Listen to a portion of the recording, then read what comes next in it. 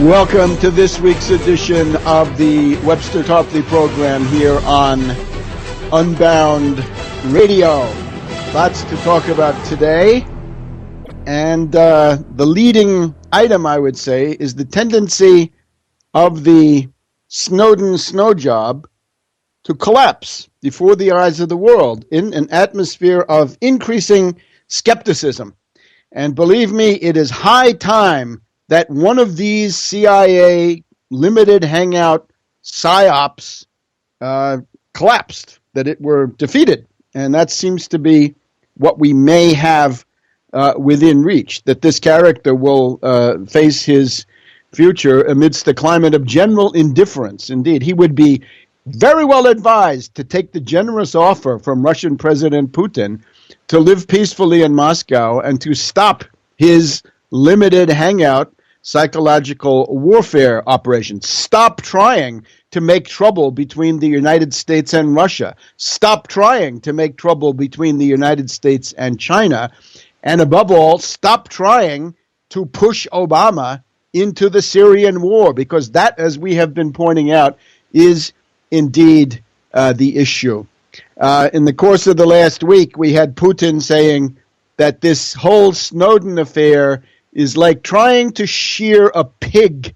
Lots of squealing, but little result. There's no wool, right? You don't get any benefit at the end of the day. And I take that sardonic comment from the Russian president as indicating, of course, that as a trained professional, he sees it, well, frankly, more or less the way I see it, the way any trained professional would, as distinct from a hysterical left liberal hungry for a hero after decades of defeat, or a libertarian piling onto Snowden because little Rand Paul opportunistically decided that this was the way to get some gate receipts in the short term. No, sorry, it is a CIA limited hangout operation. We've got the skepticism registered by Putin. We've also got skepticism registered just a couple of hours ago, at least I believe, in a Russia Today RT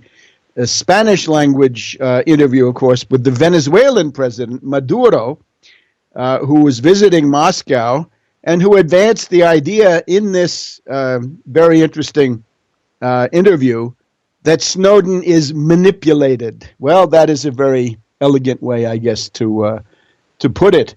He certainly is manipulated. This is part of his job. In the course of the last week, we have got corroborating evidence that this character is dirty, right? We have the Washington Post publishing some postings that Snowden had put on Ars Technica website, where he says that he believes that all leakers should be shot, and they should be shot with genital mutilation, let's say. They should be shot, with genital mutilation. Leave it at that. And he also, he rails against WikiLeaks, interestingly enough, his newfound friends. So this kind of stuff indicates the Damascus Road, and I'll try to tell you the significance of that when we come back in a minute on the Webster Tarpley program. Welcome back to the Webster Tarpley program here on Unbound Radio. Today is July 2nd, 2013. It's the second day at Gettysburg. Today is the day when the Fifth Corps of George Sykes was instrumental in pushing the Confederates first back across the Wheatfield Road, across Plum Run, the Valley of Death, within sight of Little Round Top, and then holding on to a position between Houck's Ridge and the Wheatfield into very late in the afternoon, and then they were forced to give up that position. They were driven back, had to retreat across the Valley of Death. But these people from the Fifth Corps had been earlier instrumental in deterring Confederate General Ewell from launching his planned attack on Culp's Hill in the night between the 1st and the 2nd of July. Just the presence of Sykes beyond and perhaps behind the Confederate left wing was enough to deter Ewell from pursuing that attack. So there's a sense in which the Fifth Corps, with its characteristic Maltese cross, was decisive. And I'm remembering my own ancestor, Joseph Henry Tarpley, who, as far as I've been able to determine, was a part of that unit. The Fifth Corps of George Sykes, the 2nd Division of Romaine Heirs, the 2nd Brigade of Burbank, and the 11th United States Regulars, not a state regiment, but a U.S. regular regiment formed, in this case in Boston, of raw recruits, certainly not professional soldiers, Boston between July and October of 1861. So there's a glorious page. We'll try to talk about the Gettysburg 150th anniversary commemoration. There are lights and shadows. There are good points, and then there are other things that have been neglected. But Snowden, the business at hand.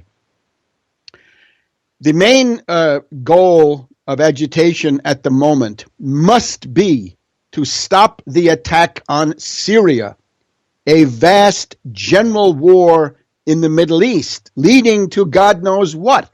There are viable scenarios that have this leading to superpower confrontation, and then God knows what after that.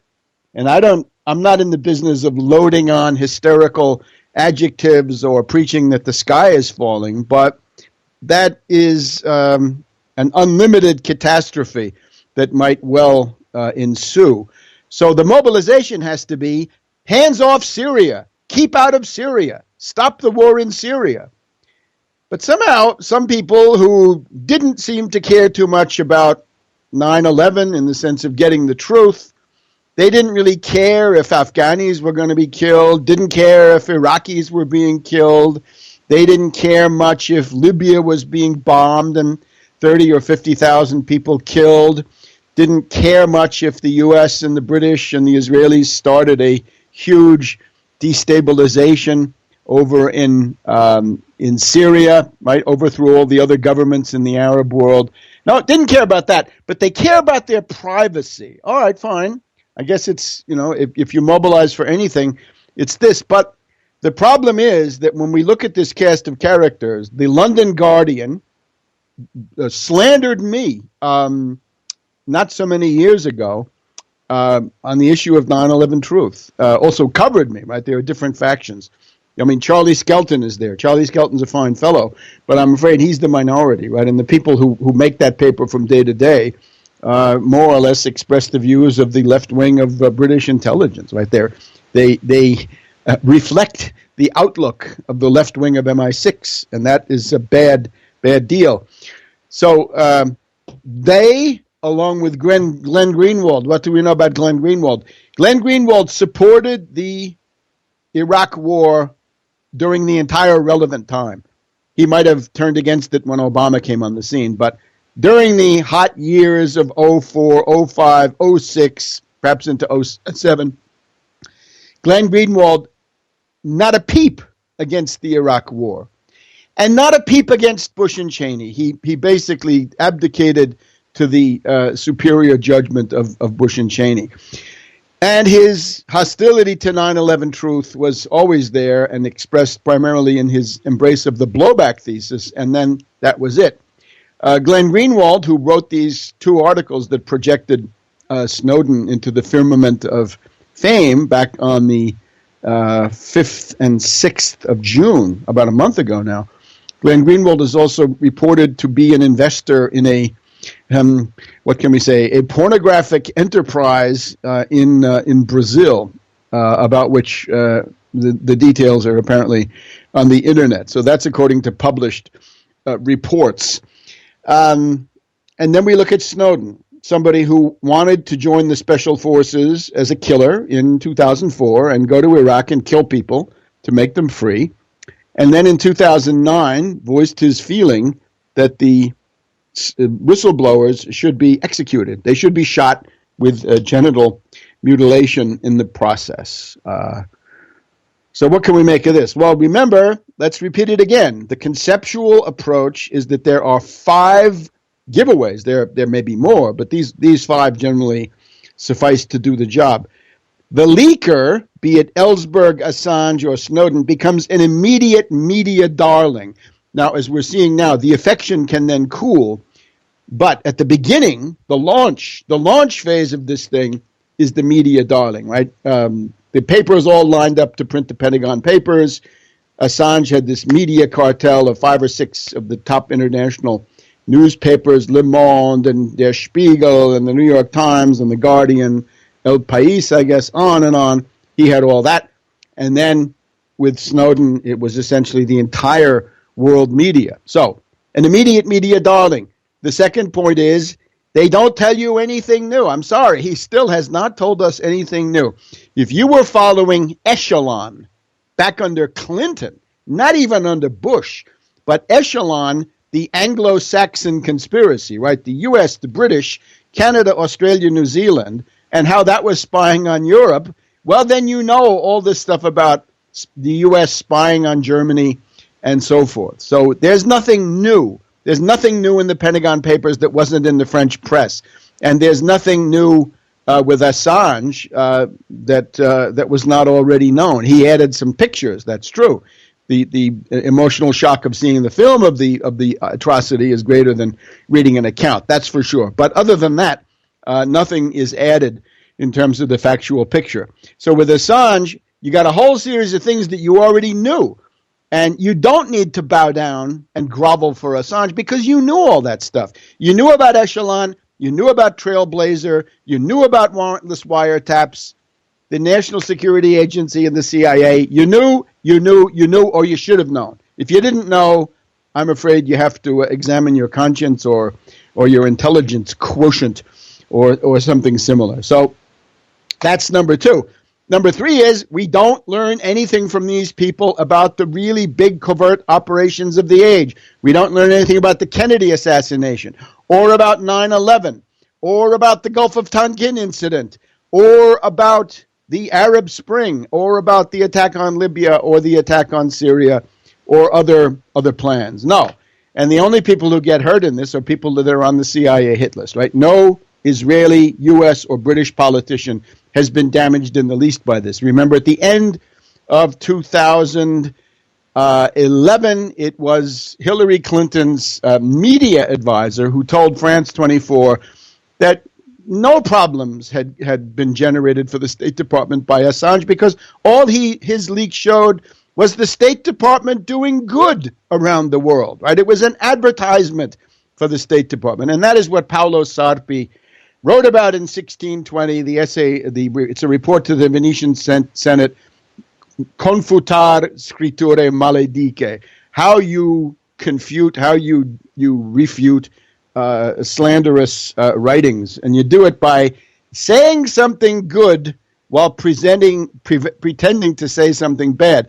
If I say today, the CIA and the NSA are tapping your phone, I'm saying something good about them compared to what they're really doing. That they're massacring people in Syria and they're getting ready to massacre them on a larger scale. It's the old, Hitler was mean to his dog. If that's all you can say about Hitler, you really haven't said anything. You've really done him a favor, right? If that's all you can say. So, a media darling, nothing new, nothing about the main covert operations. And the one that now comes into play is the Damascus Road conversion, where we've, of course, got Snowden, a warmonger in 2004, an enemy of leaks in 2009. And one of the listservs that I called attention to this, they said, oh, but you don't understand, that's part of his cover. Well, his cover, the real Snowden, will the real Snowden please stand up? How about if he had gone to Iraq in 2004 and started killing people? Would we just say, oh, that's just part of his cover, or what? In other words, I'm afraid that what is operative here is a desire to be gulled, a desire to be duped, and this is bad news. So this, I submit, is in big trouble. This whole operation. not only do we have Naomi Wolf and an immeasurable, at least, opposition among the left liberals, who I think have been burned once too many by these things, you've also got the skepticism addressed by Putin. Putin obviously doesn't trust Snowden. How could he? How can you trust anything that comes out of the American intelligence community? The American intelligence community knows very well that it will generate an opposition. They commit atrocities routinely. They know there will be an opposition. What is the obvious thing to do? Create the opposition yourself so that you can channel it in ways that do not threaten the essence of what you're doing, but only attack secondary, tertiary, quaternary, other, relatively unimportant aspects of it. So Maduro doesn't trust him, says he might be manipulated, and Putin doesn't trust him. And bravo, you shouldn't trust him with as far as you could throw this character. So he is now essentially hung out to dry, right? He's twisting in the wind in the transit lounge of Moscow airport, apparently according to some accounts of Anne Applebaum. It's a very dismal place, and the bars are not good, and the lighting is bad, and so forth. So the question now is, though, what happens? The thing that I would say to people is, if you've been agitating, as I have recommended and appealed to you to do, if you have gotten on Twitter and Facebook and on various comment pages, right, postings, if you've been on there attacking the credibility of Snowden, pointing out that he's a triple agent, that the surface is he's from the CIA, the NSA, then the surface changes and he becomes a whistleblower, a traitor, some kind of a foreign agent, whatever. The ultimate reality is he's still operating according to a CIA script. If you've been doing that, take some credit. Feel that you have done something of historical importance. Again, because if the CIA can simply make people salivate, like Pavlovian dogs, every time they trot out one of these characters, and everybody goes head over heels for them, and everybody turns into groupies and cheerleaders and camp followers, then we're doomed. The prospects of civilization under that kind of a situation are bad. They're not encouraging. So if you've been undermining Snowden, you've got to share in the fact that this psyop may be collapsing, and take some credit because you've done something important. But of course, the issue is to avoid the war in Syria, and we can explain that in just a minute on the Webster Tarpley program on Unbound Radio. Welcome back to the Webster Tarpley program here on Unbound Radio. And again, it's the 2nd of July, the second day at Gettysburg, 150th anniversary. The battle started yesterday, a little bit northwest of Gettysburg. Now the action on the second day has shifted to the famous Fishhook, Culp's Hill, Cemetery Ridge, down to Little Round Top, Big Round Top. And tomorrow, of course, we will have the Longstreet's assault, right? The Pettigrew assault, as they want to call it in North Carolina, but what you know as Pickett's Charge. And a number of things to be said about this. One of the things that comes out of the commemoration is that Lee's army brought slavery. Make no mistake about it. It was the bringer of slavery. The Union Army, when it advanced, brought freedom for slaves, especially after the Emancipation Proclamation, but already before that, in terms of taking in fugitive slaves and in taking in slaves that were being used by enemies of the Union. That was already going on in the early to middle 1862. But after the Emancipation Proclamation of January 1st, 1863, the Union Army brought freedom for slaves. Where the Confederate Army went, and this was Lee going into southern Pennsylvania, Lee enslaved about 1,000 free black people, many of whom had never been slaves, who had lived free all their lives, and they were kidnapped and dragged down into the South because, despite what certain quacks and pseudo-historians of the libertarian brand in particular may want to say, the essence of the Confederate States of America was slavery. And that is what Alexander Stephens, the second in command, the vice president of the Confederacy, he says the basis of everything we do is our race theory, white supremacy, and the need for slavery as the natural order of things. You can also go and look at the various secession conventions of the various states and see what they talk about, right? When they say we're seceding, well, what's your beef, right? What's your complaint, right? Why are you leaving? Oh, because they're interfering with slavery and they're not returning our slaves. So the idea was not only did they want to have slaves for themselves, but they wanted to force other states to violate their own personal liberty laws, personal freedom laws, like Pennsylvania or Massachusetts, and return slaves once they had reached free territory. So when it came to states' rights for Pennsylvania or Massachusetts, no states' right. You got to send those slaves back, and you got to do it without a trial and essentially allowing these bounty hunters to go wild. So bad stuff. But it also shows the hypocrisy of the whole Confederate position, which was supposedly states' rights, but the only states' right that meant anything was their states' right to slavery. And that is what Seward talked about. You've seen him, David Strathairn, in the Lincoln movie. Seward's theory is the slave power conspiracy. In other words, if you're in the North at the beginning of the war, you're asked to fight not initially over slavery one way or the other, but to prevent a political faction based on slavery, the slave power conspiracy, from taking you over and essentially reducing your freedom by making you somehow a helper or a cog in this monstrous machine of slavery. So that's Seward. Very interesting. The Republican Party, 1860, their platform was a conspiracy. It was that there was a slave power conspiracy, and there was. So we'll get back to that too. I got less time in this segment than I had hoped. What we'll do in a minute is to comment on the significance of the merger of Snowden with Assange, because these have now joined together. It's like the Legion of Superheroes, right? It's, Batman and the Green Arrow or something have united. And what does this mean? Well, what it means is that all of the strictures and the analysis that I have advanced about Assange can now immediately be applied to his protege, his ally, his helper, his friendly rival, that is to say, Snowden.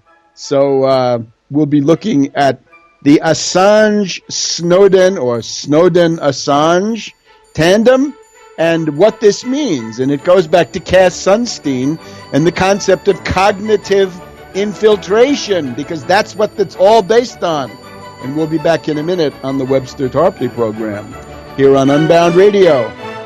Welcome back to the Webster Tarpley program here on Unbound Radio. It again is the 2nd of July, right? Tomorrow is the end of the Battle of Gettysburg.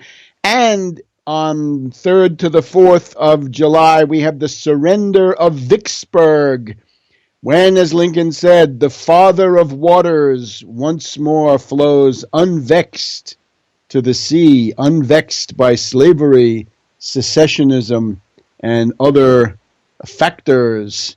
So bear that in mind, right? That's something to go and see, right? And both of these places are tremendous tourist destinations. And if you have kids, you want to show kids that history was real, take them and show them these places. So we're just finishing up with Snowden, and then move on to this question of the Syrian situation, which is really what this is all about. Remember that Snowden came forward on the same day as the fall of Coup, right? The 5th of June. His main articles were the 5th and 6th of June, and now he's proceeding to go on, right, that the U.S. spies on China, the U.S. spies on participants in international summits in the U.K. Now, of course, that the U.S. spies on Brussels and the U.S. spies on Germany. So what is the point of this pattern? It is to weaken Obama, not with the sense that you're stopping Obama from doing something bad, but that you're trying to weaken Obama to make him do something worse than what he's doing at the moment, right? So the overall impact of Snowden, the hysteria, right? We saw it at the Left Forum in the first 10 days of June in New York City.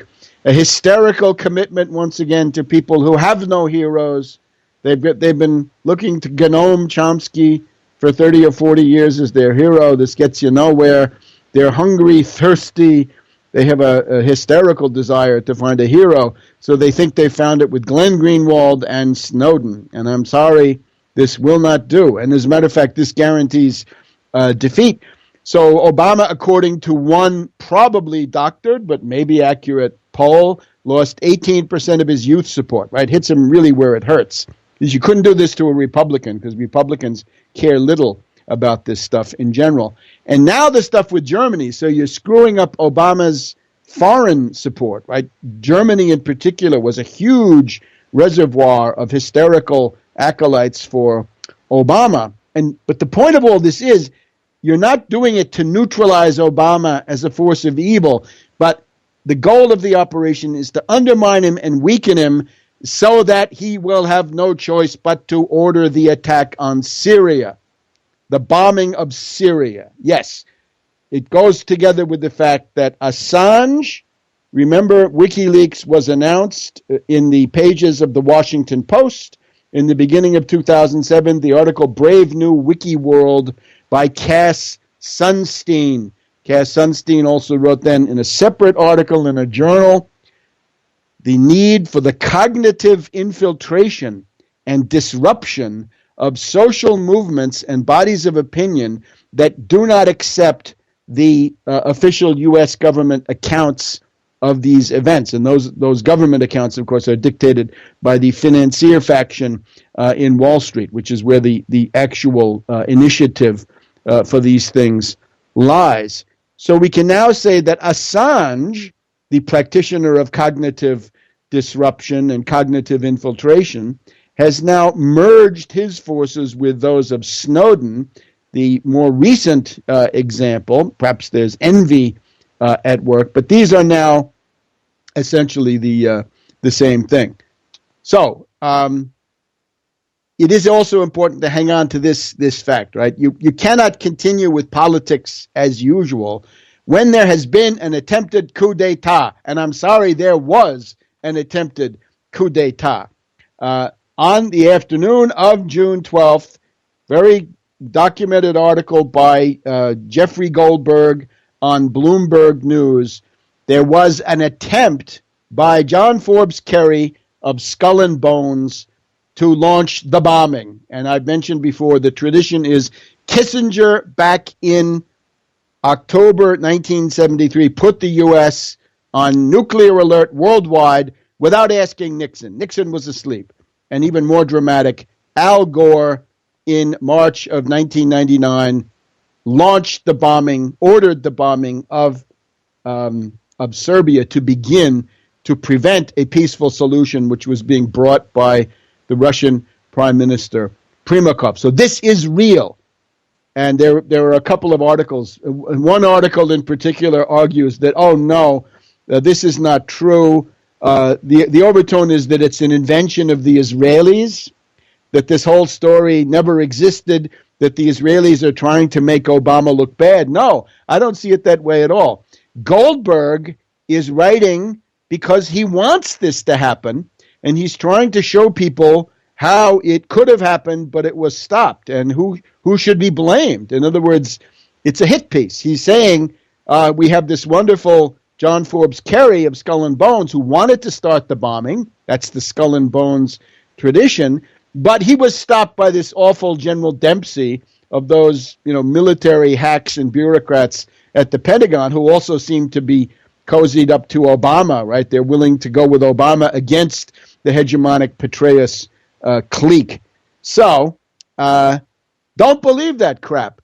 And I'm afraid one of these articles, the credentials, we have to get into this area of disinformation. There is no other way. And it implies a certain attention for the track record of people who are making these pronouncements. One prominent article which attempts to argue that there never was an attempt by Kerry to launch the bombing of Syria, is written by someone who is reported on the internet very widely to be a Pentagon defense contractor himself. Secondly, to be a supporter, a personal friend, that's a personal friend of the former CIA director George Tenet.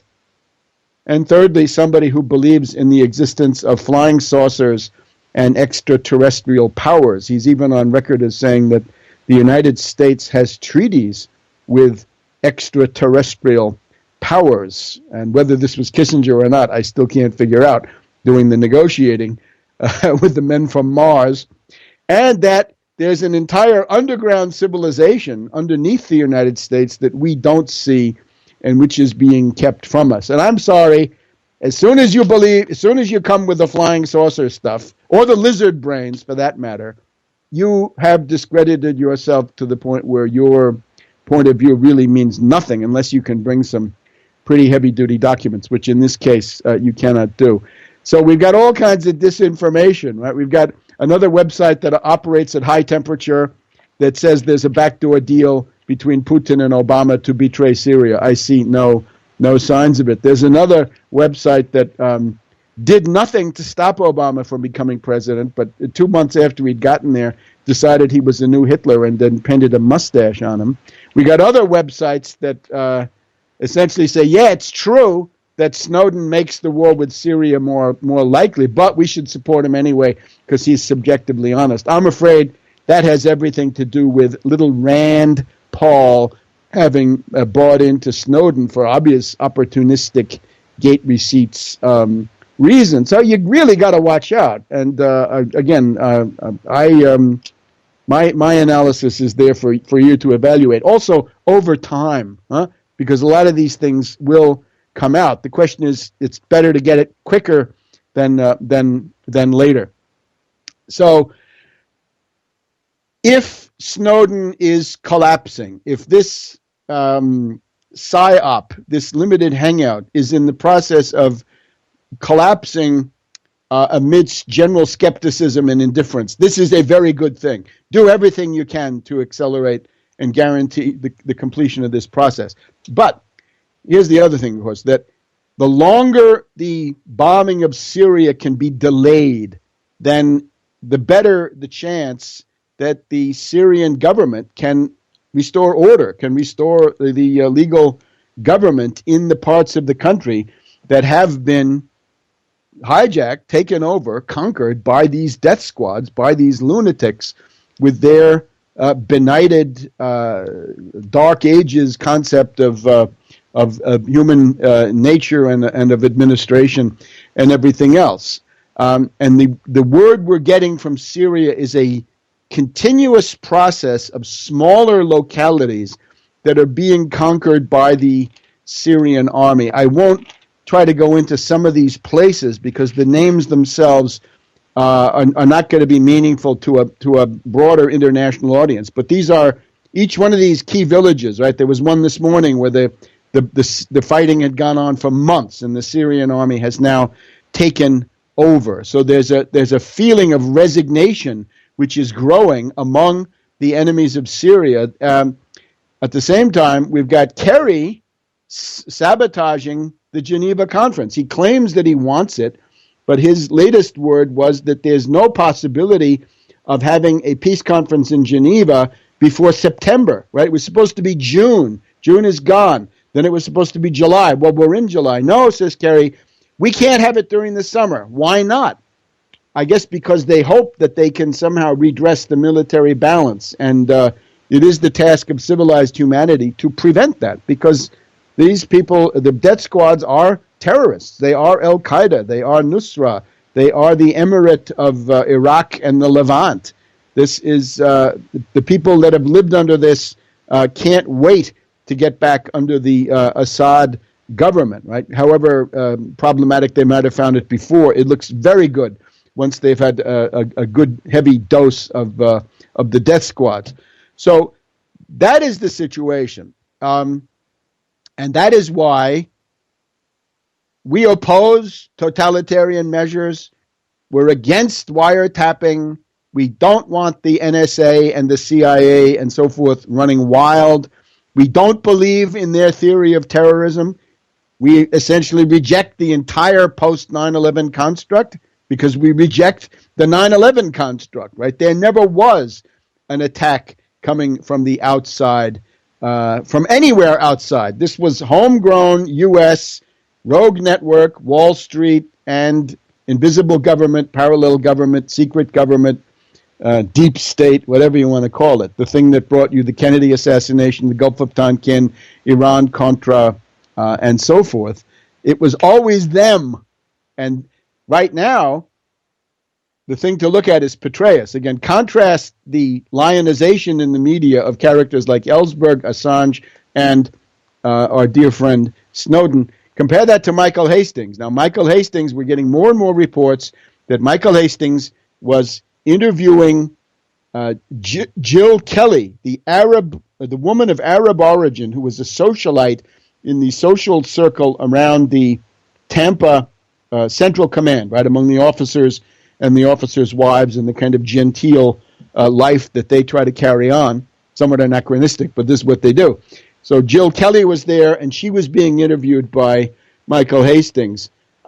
He has told friends that he was being harassed by the FBI. The FBI was harassing his sources, and ultimately he hoped to prepare the greatest expose of the CIA that had ever been done. I would like to see people who are wasting their time on this character Snowden focus instead on something real, which is the tradition of the real whistleblowers, if you will. The Gary Webb of the San Jose Mercury News, dead, ruled a suicide. Very suspicious. This guy Hatfield, who wrote, I think it's called Fortunate Son, where he revealed that Bush, the younger George W. Bush, had been a drug user, had been arrested, and had been forced to do community service. And now we've got Hastings going after the Petraeus clique. The Petraeus clique is where the action is, and the CIA. This is where attention should be focused, not on the darlings of the glitterati international media. Back in a minute. Welcome back to the Webster Tarpley program here on Unbound Radio. Well, our hour goes very fast. Concerning the anniversary at Gettysburg, the main thing is, pay attention to it. You can watch it on C-SPAN. And you can certainly go to these places, right? The one at Gettysburg goes until, I think, about the 10th of July. Take a look. There's a guidebook, which you can also see online. I was there on Saturday, the 29th of June. McPherson gave a talk, and there were other interesting talks. I tried to ask a question, which I didn't succeed in doing. You may see me on the TV version on C-SPAN trying to get recognized, but failing because they only took one question. Unbelievable. The main problem is this: the one of the great problems with this has been to some extent ameliorated. The leaving out of the U.S. colored troops and the role of black soldiers fighting for the Union, 200 to 250,000, and how decisive that was, because that was absolutely crucial, both subtracting from the Confederacy and adding to the Union. But the other thing, of course, is the international framework. There are three crises of foreign intervention. There's the Trent Affair in 1861. There's the post-Antietam period, 1862, sort of September, October. And then there's the post-Gettysburg, right, about August, September, October 1863. The Trent Affair is solved by Lincoln's one war at a time doctrine. In 1862, it's Napoleon III who wants to organize European powers to mediate, in other words, to secure the independence of the slavocracy, the Confederacy. It is Russia that stops this. And then in the autumn of 1863, the British are preparing to deliver powerful ironclad battleships, the so-called Laird Rams warships, to the Confederacy. This is when Charles Francis Adams, the U.S. ambassador, says, He's talking to Lord Palmerston and Lord John Russell and Henry Gladstone. If you release these ships, then there's going to be war. The Union will be at war with you, and they back down. And the thing that makes this possible is the arrival of the Russian fleets. The Russian fleet from the European, the Baltic fleet comes to New York, and the Pacific fleet arrives in San Francisco. And the one in San Francisco prepares to defend San Francisco against the Confederate raider Shenandoah, because there are not enough Union warships in the port. This is what caused Gideon Welles, the Secretary of the Navy for the Union, to say, "Thank God for the Russians." That was his view. So that's what was going on. So this entire international dimension completely lost. So it needs to be restored. We'll do what we can. We still have a couple of months, but people in San Francisco and New York should begin maybe looking around to see what might turn out to be a possible way to secure such a commemoration. It would be a very good antidote to the bad blood generated by characters like Snowden these days. The other thing, maybe just briefly, we got almost no time left. Egypt, well, Morsi, right? What's wrong with Morsi? The Muslim Brotherhood is the rich guys. The Muslim Brotherhood is businessmen, doctors, lawyers, editors, professors. They're all wealthy. They do some social work, that's fine, but it's not the same thing. People want to have economic rights. The problem with the Muslim Brotherhood and Morsi, they capitulated to the International Monetary Fund. That was already last November. I told you in real time. They doubled the price of gasoline. They want to raise the price of food, cooking oil, household fuels, and all the rest of it. This is absolutely impossible. Anybody who does that in Egypt is asking for it, and now Morsi is getting it. The answer to the situation is Hamdin Sabahi, the guy who came in third in the presidential election. Remember, about a little bit more than a year ago, the presidential election in Egypt, the guy who came in first is Morsi. The second guy in the runoff was the army guy, a non-entity, and then the Nasserist Hamdin Sabahi, who got 21% of the vote. He got only 700,000 votes fewer than the army guy, who had that entire apparat working for him. So Hamdin Sabahi is the way to go. He's in the National Salvation Front. He is much better than these people like Amr Moussa or al-Baradei or any of them, right? Because those people have all been corrupted by Wall Street and the City of London. Hamdin Sabahi is the one I would like to direct your attention to him as a Nasserist capable of appealing to the better elements in the army. But his basic slogan is no to the Islamists and no to the IMF, no to the market fetishists. So that's the rundown on Egypt. And I'll be back next week here on the Webster Tarpley program. Keep in touch with me in the meantime at tarpley.net, Webster G. Tarpley Twitter feed, Webster G. Tarpley. See you next week.